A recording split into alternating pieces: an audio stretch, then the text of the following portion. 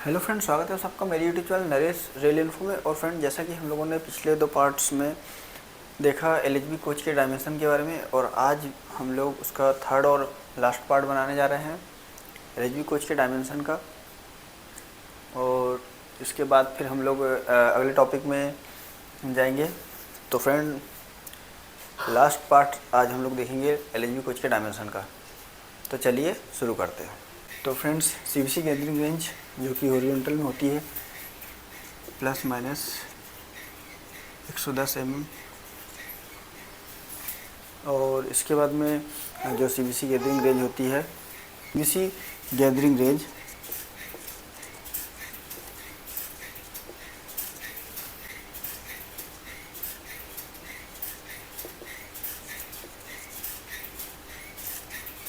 जो कि वर्टिकल में,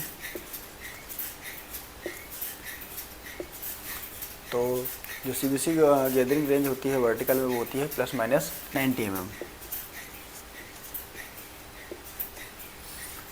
अब इसके बाद में हम लोग जानेंगे CVC stroke. CVC stroke CVC stroke को हम 2 टाइप से देखते हैं, एक तो होता है कंप्रेस और दूसरा होता है टेंसाइल। तो सबसे पहले हम लोग देखेंगे कंप्रेस। तो इसका जो सीवीसी का स्ट्रोक है कंप्रेस पोजीशन में, कंप्रेस पोजीशन में जो सीवीसी स्ट्रोक होता है वो होता है 80 mm। 80 mm।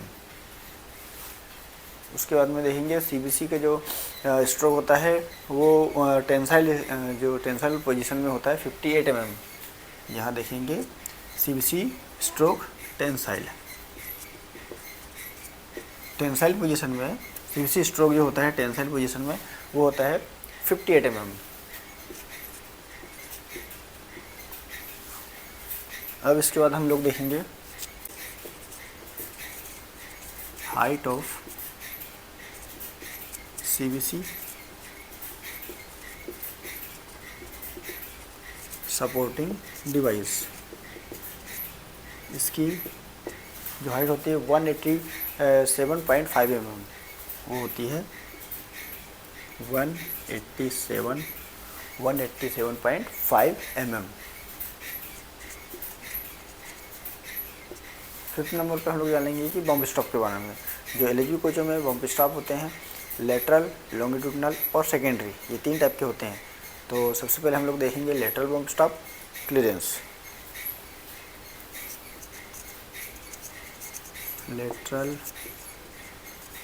Bump stop clearance. Lateral bump stop clearance ये होता है हमारा 25 ±5 mm। लेटरल वाला 25 ±5 mm, मतलब जो लेटरल बम्प स्टॉप होता है जो फीड बोगी में पाया जाता है, एलएचबी की कोचों में जो फीड बोगी यूज़ की जाती है उसमें जो लेटरल बम्प स्टॉप होता है वो 25 ±5 mm होता है।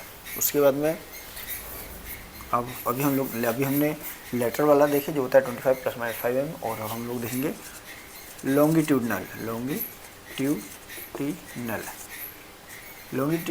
Bump stop clearance. Longitudinal bump stop clearance जो होता है वो होता है 8 + 5 - 2 mm, मतलब जो लॉन्गिट्यूडनल बम्प स्टॉप होता है वो 6 और 13 mm के बीच में होता है। तो इसे हम कैसे लिखेंगे 8 + 5 - 2 mm। Secondary bump stop clearance देखेंगे। Secondary bump stop clearance, secondary bump stop clearance. Secondary bump stop clearance ऐसी एलएचबी कोच की फीड बोगी में लगाया जाता है जहाँ पर नेस्ट कॉइल स्प्रिंग का यूज़ किया जाता है, वहाँ पे सेकेंडरी बम्प स्टॉप क्लियरेंस होता है। जो एयर स्प्रिंग वाली जो फीड बोगी रहती है उसमें नहीं होता है, जो कॉइल स्प्रिंग वाली होती है उसमें सेकेंडरी बम्प स्टॉप क्लियरेंस होता है। ये कितना होता है, ये होता है +95 +0 - 5। 95 प्लस 0 माइनस 5 mm। एक सिलेंडर में जो प्रेशर होता है वो कितना होता है? तो ब्रेक सिलेंडर में जो प्रेशर होता है, एक सिलेंडर प्रेशर, ब्रेक सिलेंडर में जो प्रेशर होता है मैक्सिमम, वो होता है 3.0 kg पर सेंटीमीटर स्क्वायर।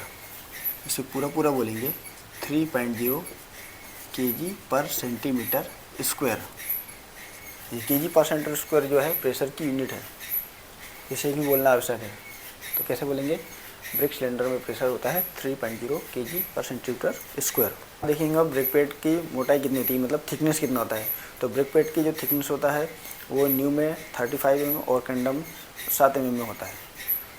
देखेंगे तो ये दो टाइप से रहेगा, न्यू में कितना और इसको हम कंडम कितने में करेंगे।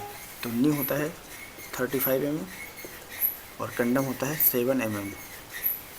इंजीनियरिंग ड्राइंग की जो भी मेज़रमेंट होती है सारी मेज़रमेंट mm में दर्शाई जाती है, mm में ही इनको दर्शाया जाता है। अब देखिए हम अलाउ टेम्परेचर ऑफ बियरिंग, मतलब LHB कोचों में जो CTRB बियरिंग यूज़ की जाती है उसमें जो टेम्परेचर है वो कितना अलाउ होता है। देखेंगे 80 डिग्री सेंटीग्रेड। इसमें ऑफ बियरिंग का जो टेम्परेचर अलाउ किया जाता है 80 डिग्री तक अलाउ किया जाता है। डिग्री सेंटीग्रेड भी लिखना ज़रूरी है क्योंकि जो टेम्परेचर होता है वो फ़ारेनहीट में भी नापा जाता है, रूमन में भी नापा जाता है, सेंटीग्रेड में भी नापा जाता है और केल्विन में भी। इसीलिए और हम लोग अभी यहाँ पे सेंटीग्रेड की बात कर रहे हैं। 80 डिग्री सेंटीग्रेड इसका बियरिंग का टेम्परेचर अलाउ है। Dia of brake cylinder, brake cylinder का जो डाया होता है जो फीड बोगी में यूज़ किया जाता है, वो ब्रेक सिलेंडर का जो डाया होता है वो होता है 255 mm, 255 mm। ठीक है। नंबर ऑफ ब्रेक सिलेंडर जो यूज़ किया जाता है वो होता है 8। इसमें 8 ब्रेक सिलेंडर यूज़ किए जाते हैं एक कोच में ब्रेक सिलेंडरों की संख्या 8 होती है।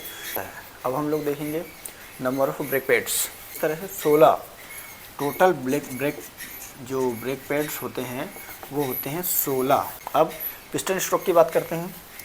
सबसे लास्ट पॉइंट, ब्रेकिंग के टाइम पे जो पिस्टन स्ट्रोक कितना बाहर आता है, उसे कितना पिस्टन बाहर आता है उसे हम लोग बोलते हैं पिस्टन स्ट्रोक, और वो होता है 21 mm। मतलब ब्रेकिंग के टाइम पे 21 mm जो पिस्टन होता है वो बाहर आता है LHB कोचों में।